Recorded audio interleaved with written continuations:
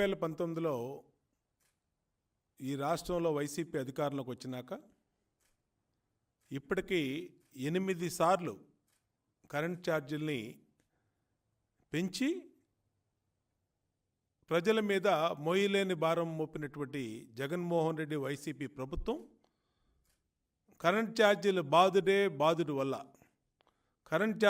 బాధుడు వల్ల ప్రజలు అస్తవ్యస్తం అయిపోయి నరకం చూస్తూ ఉన్నా పట్టించుకున్నటువంటి ఈ ప్రభుత్వం మళ్ళా ఈరోజు 7,200 కోట్లు ఏపీఆర్సీకి ప్రతిపాదనలు పంపటం, ఒక యూనిట్కి ₹10 ధరని పెంచాలని ఆలోచిస్తూ ఉందంటే ఇంకా రాష్ట్రంలో ప్రజలు బతికే పరిస్థితి ఉందా, పేదవాడు బతికే పరిస్థితి ఉందా అని అడుగుతా ఉన్నా. ఈ రాష్ట్రంలో 2014-2019 చంద్రబాబు నాయుడు గారు ముఖ్యమంత్రిగా ఉన్నప్పుడు కరెంట్ ఛార్జీల మీద ఏ ఒక్కరోజు కూడా ₹1 కరెంట్ ఛార్జీలు పెంచినటువంటి ప్రభుత్వం చంద్రబాబు గారి ప్రభుత్వం. జగన్మోహన్ రెడ్డి ప్రభుత్వం వచ్చింది. ఇప్పటికీ 64,388 కోట్ల రూపాయలు ఇప్పటికీ వివిధ రూపాల్లో ప్రజల మీద భారాలు మోపారు. దీంట్లో కరెంట్ ఛార్జీలు పెంచిన కరెంట్ ఛార్జీల రూపంలో డైరెక్ట్ కన్జ్యూమర్కి ఎఫెక్ట్ వచ్చినటువంటి ఛార్జీలు 2020లో యూనిట్ ధర 90 పైసలు పెంచి 1,300 కోట్ల రూపాయలు భారం వేశారు. అలాగే 2020లో కరెంటు స్లాబులు మార్చి 1,500 కోట్ల రూపాయలు ప్రజల మీద డైరెక్ట్గా కరెంట్ ఛార్జీలు పెంచారు. 2021లో కిలోవాట్కి ₹10 అడిషనల్ ఛార్జెస్ పెంచడం వల్ల 3,542 కోట్ల రూపాయలు మళ్ళా ప్రజల మీదే కరెంట్ ఛార్జీలు జగన్మోహన్ రెడ్డి ప్రభుత్వం కరెంట్ ఛార్జీలు పెంచింది. ఇది కాకుండా గతంలో ఉన్నటువంటి వినియోగించుకున్నటువంటి కన్జ్యూమర్ మీద ట్రూ అప్ ఛార్జీల పేరు మీద 3,669 కోట్ల రూపాయలు ట్రూ అప్ ఛార్జీల ద్వారా పెంచారు. మళ్ళా ఏప్రిల్ 22న స్లాబుల్ అడ్జస్ట్మెంట్ అని చెప్పి కరెంట్ ఛార్జీలని మళ్ళా 3,900 కోట్ల రూపాయలు కరెంట్ ఛార్జీలు పెంచారు. మళ్ళీ fuel and power cost adjustment పేరు మీద 700 కోట్లు, 2021లో విద్యుత్ కొనుగోళ్ల సర్దుబాటు పేరు మీద 3,082 కోట్లు, 2023లో fuel and purchase cost adjustment అని చెప్పి FAPPC ఛార్జెస్ అని చెప్పి 400 కోట్లు, మళ్ళా ఇవాళ ట్రూ అప్ ఛార్జీల మీద 7,200 కోట్లు, అంటే 25,293 కోట్లు, మొత్తం కలిపి 64,388 కోట్ల రూపాయలు ప్రజల మీద ఈ 4.5 సంవత్సరాల జగన్మోహన్ రెడ్డి అవినీతి పరిపాలన వల్ల. ఎందుకు అవినీతి, దేంట్లో చేశాడు అవినీతి అనేది కూడా మా దగ్గర ఆధారాలతో సహా లెక్కలతో సహా ఉన్నాయి. ఇష్టారీతిన పవర్ ఫైనాన్స్ కార్పొరేషన్ దగ్గర నుంచి 36,261 కోట్ల అప్పులు తీసుకొచ్చారు. హిందూజాకు చెల్లించేదానికి 2,834 కోట్ల రూపాయలు తెచ్చి ఎటు వెళ్ళిపోయినాయి డబ్బులు అర్థం కాని పరిస్థితి. ఎన్ని భారాలు కూడా డిస్కమ్ల మీద పడి అదనపు లోడ్ పేరు మీద అడ్డగోలుగా వసూలు చేశారు. అడిషనల్ కన్జంప్షన్ డిపాజిట్ పేరు మీద ప్రజల మీద. అంతేకాకుండా డిస్కమ్లకి ఈ ప్రభుత్వం 34,776 కోట్లు బాకీలు ఉండటం వల్ల డిస్కమ్లు ఇవాళ నిర్వీర్యం అయిపోయి ఇష్టారీతిన ఏపీఆర్సీకి వాళ్ళు ప్రభుత్వం నుంచి బకాయిలు రాక ప్రభుత్వం వసూలు చేసుకున్న డబ్బుని వాడేసుకొని లోన్లు తెచ్చిన డబ్బుని పవర్ ఫైనాన్స్ కార్పొరేషన్ ద్వారా తెచ్చినటువంటి అలాగే హిందూజా పేరు మీద తెచ్చినటువంటి డబ్బులు ఇష్టారీతిన వాడేసుకోవటం వల్ల ఇష్టారీతిన బకాయిలన్నీ కూడా పెరిగిపోయినాయి.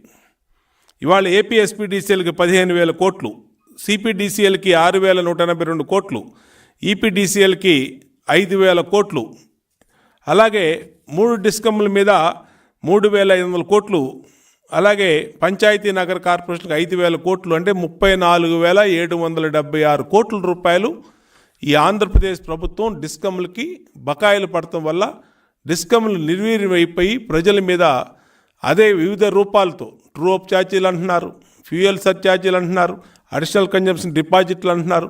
ఇష్టారీతిన ఈ బకాయిలన్నీ కూడా ప్రజల మీద భారాలై పడిపోతున్నాయి. జగన్మోహన్ రెడ్డి ప్రభుత్వం 64,000 కోట్లు ప్రజల మీద భారాలేసి 4.5 సంవత్సరాల్లో ప్రజల నడ్డి విరిచిన మాట వాస్తవం అని గుర్తు చేస్తూ ఉన్నా. అలాగే ప్రభుత్వం ప్రజల మీద భారాలు వేస్తూ ఉంది. ప్రభుత్వం వాడుకున్నటువంటి డబ్బుకి, అప్పులు తెచ్చినటువంటి డబ్బుకి ఎటువంటి జవాబుదారం లేదు. అలాగే బహిరంగ మార్కెట్లో ఏదైతే పవర్ పర్చేజ్ చేస్తూ ఉన్నారో దాంట్లో విపరీతమైనటువంటి అవినీతి జరుగుతూ ఉంది. ఇక్కడ ప్రభుత్వం national government stations, CGS stations అంటారు, ఎన్టీపీసీ కానీ, ఎన్టీసీ ఈసీఎల్ కానీ, అలాగే ఎన్టీపీఎల్ కానీ, అలాగే ప్రభుత్వ కేంద్రాల నుంచి పవరు కొనకుండా తక్కువ ధరకు వస్తున్నా ఎక్కువ ధరకి కమిషన్లు కక్కుర్తుపడి ఇష్టారీతిన బయట ప్రైవేటు పవర్ని కొనటం వల్ల వినియోగదారుల మీద విపరీతమైనటువంటి భారం పడింది. ఆర్టీఐ సమాచారం ప్రకారం 2019-22 మధ్య మార్కెట్ కొనుగోళ్ళలో 12,200 కోట్లు అదనంగా జగన్మోహన్ రెడ్డి ప్రభుత్వం అదనపు రేట్లు పెట్టి చెల్లించుకుంది. అలాగే మార్కెట్ విలువ ₹8.77 యూనిట్ ఛార్జీకి పడింది. మార్కెట్లోనేమో యావరేజ్ కొనుగోలు ₹4.75 అలా ఉంటే అదనంగా ₹4.02 చెల్లించి ఎవరి జోబులోకి పోయింది ₹4.02?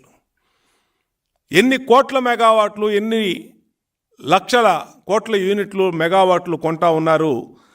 అలాగే ఇది కమిషన్ల కోసం కాదా అని అడుగుతూ ఉన్నాం. ఈరోజు వ్యవసాయ మీటర్లు పెట్టాలని చూశారు. డైరెక్ట్గా దాని మీద ఎవరైతే ఎనర్జీ సెక్రటరీ విజయానంద్ గారు ఉన్నారో ఆయన డైరెక్ట్గా లెటర్ రాశారు. దేనికి ఈ ఎనర్జీ ఈ మీటర్లు దేనికి మారుస్తున్నాం, మార్చేటప్పుడు పక్క రాష్ట్రాల్లో ఏ విధంగా ధరలు ఉన్నాయి, మరి ఆ ధరల ప్రకారం కాకుండా మనం అదనంగా ఎందుకు కొంటున్నాం అంటే ఈ రోజున వీళ్ళ సొంత బినామీ కంపెనీలు ఏదైతే షిర్డీ సాయి ఎలక్ట్రికల్స్, అలాగే హిందూజాతో ఒప్పందాలు, అలాగే సెకీ ద్వారా దాదాపు 20,000 కోట్ల రూపాయలు ప్రజల మీద అదనపు భారాలు పడినాయి.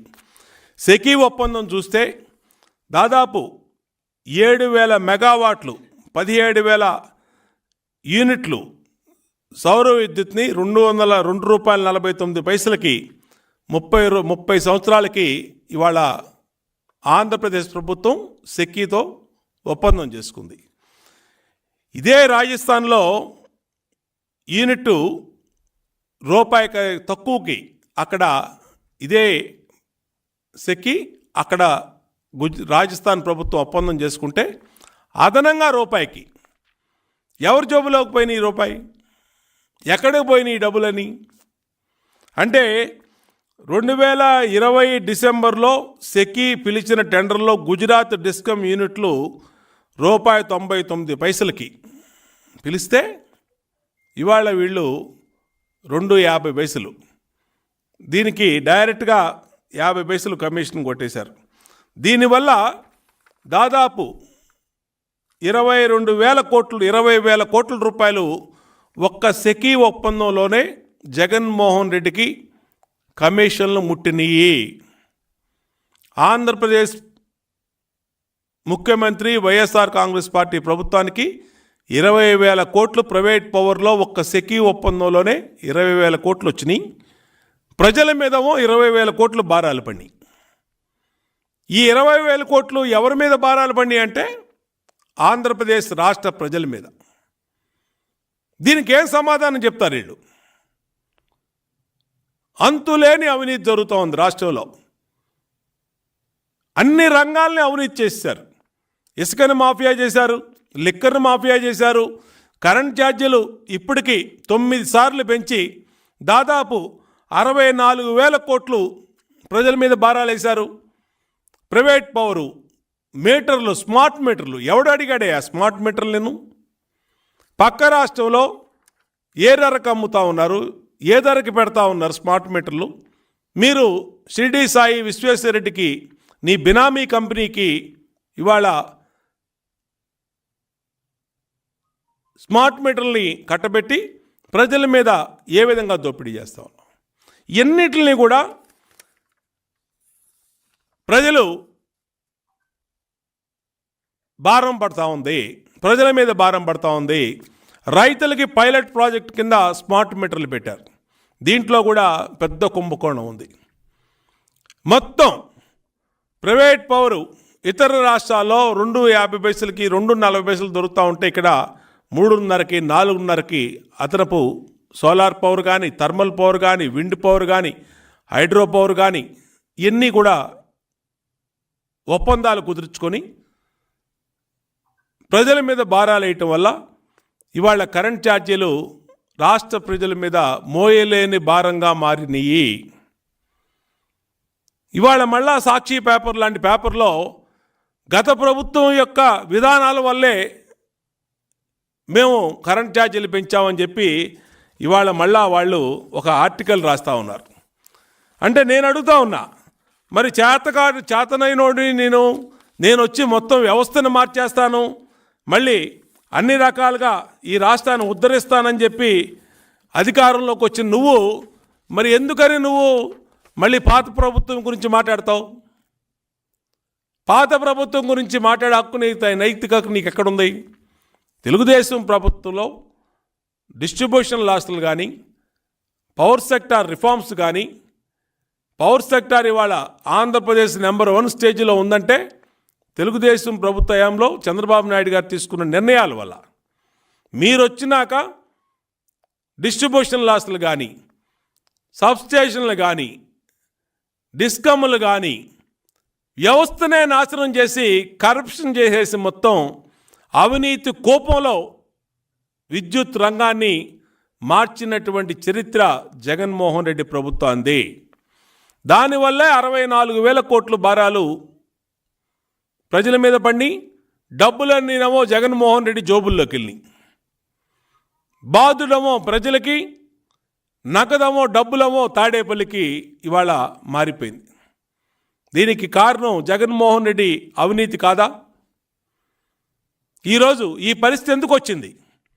2014-19లో పెరిగినటువంటి కరెంట్ ఛార్జీలు, లేని ట్రూ అప్ ఛార్జీలు, లేని ఎఫ్ఎస్ పీపీ ఛార్జీలు, లేని అడిషనల్ కన్జంప్షన్ డిపాజిట్ ఛార్జీలు 2019-2024 మధ్య ఎందుకు వచ్చినాయి? ఇవాళ జగన్మోహన్ రెడ్డి అన్ని చోట్ల, అన్ని సెక్టార్లో, అన్ని రంగాల్లో అంతులేని అవినీతి చేయటం వల్ల ప్రజలు మీద భారాలు పడి కుదేలైపోతున్నారు. జగన్మోహన్ రెడ్డి దసరా కానుక ప్రజలకి ₹10 యూనిట్ ఛార్జీ పెంచుతూ ఏపీఆర్సీకి రికమెండేషన్స్ పంపించాడు. అంటే జగన్మోహన్ రెడ్డి చంద్రబాబు నాయుడు గారు పండగ కానుకలు ఇచ్చేవాడు, సంక్రాంతికి, క్రిస్మస్కి, రంజాన్కి. జగన్మోహన్ రెడ్డి దసరా ఒడ్డింపులు, దసరా బాధుడు, దసరా మామూలు అనమాట. ఈయనేమో దసరా మామూలు కొట్టేయటం, ప్రజల మీదేమో ఆ భారాలు పడతాం. ఇవాళ అన్నీ కూడా జగన్మోహన్ రెడ్డి అవినీతి వల్లే కరెంట్ ఛార్జీలు పెరుగుతున్నాయని ప్రజలు గ్రహించారు. ప్రజలు ఇక ఓపిక నశించింది, ప్రజల్లో తిరుగుబాటు మొదలవుతూ ఉంది. ఇంకా కరెంటు ఛార్జీలు, జగన్మోహన్ రెడ్డి పెంచినటువంటి పన్నులు, చెత్త పన్నులు, ఇంటి పన్నులు, రిజిస్ట్రేషన్ ఛార్జీలు కట్టలేని పరిస్థితికి ప్రజలు వచ్చినటువంటి స్థితిలో రాబోయే రోజుల్లో ఖచ్చితంగా ప్రజలు ప్రజా కోర్టులో సమాధానం చెప్తారు.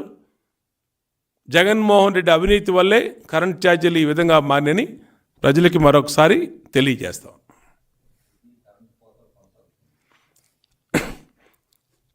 నాణ్యమైన కరెంటు లేదు. ప్రైవేట్ పౌరులతో ఒప్పందాలు కుదుర్చుకొని కమిషన్లు కొట్టేస్తూ ఉన్నారు. పంటలు ఎండిపోతూ ఉన్నాయి. అగ్రికల్చరు కనీసం 4 గంటలు 3 గంటలు ఇచ్చే పరిస్థితి లేదు. గ్రామాల్లో 9 గంటలు 12 గంటలు కరెంట్లు కోత చేస్తూ ఉన్నారు. అంటే మొత్తం ఆంధ్రప్రదేశ్లో విద్యుత్ వ్యవస్థ కుప్పకూలిపోయింది. ఇందాక చెప్పాను నేను, విద్యుత్ వ్యవస్థ, విద్యుత్ సరఫరా కానీ విద్యుత్తుని ఒక ఆదాయ వనరుగా, ప్రైవేట్ ఆదాయ వనరుగా జగన్మోహన్ రెడ్డి ఒక ఆదాయ వనరుగా తీసుకున్నాడు. దానికే స్మార్ట్ మీటర్లని విశ్వేశ్వరరెడ్డితో షిరిడి సాయి కానీ అదాను ఎలక్ట్రికల్స్ కానీ అలాగే ఎన్నిటిని కూడా స్మార్ట్ మీటర్లు పెట్టి ఇష్టారీతిన కమిషన్లు కక్కుర్తుపడి ప్రజల మీద భారాలేస్తూ ఉన్నాడు. నాణ్యమైనటువంటి కరెంటు సప్లై చేయలేకపోతా ఉన్నాడు. పంటలు ఎండిపోయి రైతులు అల్లాడిపోతూ ఉన్నారు.